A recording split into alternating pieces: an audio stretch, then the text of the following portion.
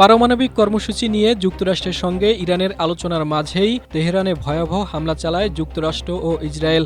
ইরানের সর্বোচ্চ নেতাকে হত্যার উদ্দেশ্যে যুক্তরাষ্ট্র ও ইসরায়েল হামলা চালিয়ে দ্রুতই সফলতা পায়। ফলে এর মাধ্যমে ট্রাম্প ধারণা করেছিলেন ইরানে হামলা চালিয়ে তিনি হয়তো সহজেই জিতে গেছেন। কিন্তু বাস্তবতা পুরোপুরি ভিন্ন। দ্রুত সময়ের মধ্যেই প্রতিরোধ গড়ে তোলে তেহরান। মধ্যপ্রাচ্যে থাকা একাধিক মার্কিন স্থাপনা ও সামরিক ঘাঁটিতে হামলা শুরু করে ইরানের বিপ্লবী গার্ড বাহিনী IRGC। এছাড়া দ্রুত সময়ের মধ্যেই ইরান তাদের সর্বোচ্চ ধর্মীয় নেতা নির্বাচিত করে। ফলে ট্রাম্প যে আশা নিয়ে ইরানে হামলা চালিয়েছিলেন তা মুহূর্তের মধ্যেই দুঃস্বপ্নে পরিণত হয়। স্ট্রবেরি সুপার ডটেড ও ক্লাসিক ভ্যারিয়েন্ট সেন্সেশন জাগুক শিহরণ। ইরানকে ঠেকাতে একের পর এক কঠোর হুমকিও দিয়ে যাচ্ছেন তিনি, কিন্তু ইরান যেন অপ্রতিরোধ।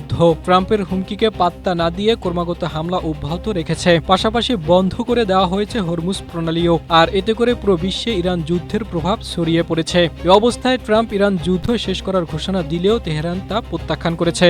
আর এর মধ্য দিয়ে ইরান মূলত যুক্তরাষ্ট্র ও ইসরায়েলকে দীর্ঘমেয়াদী যুদ্ধের ফাঁদে আটকে ফেলেছে।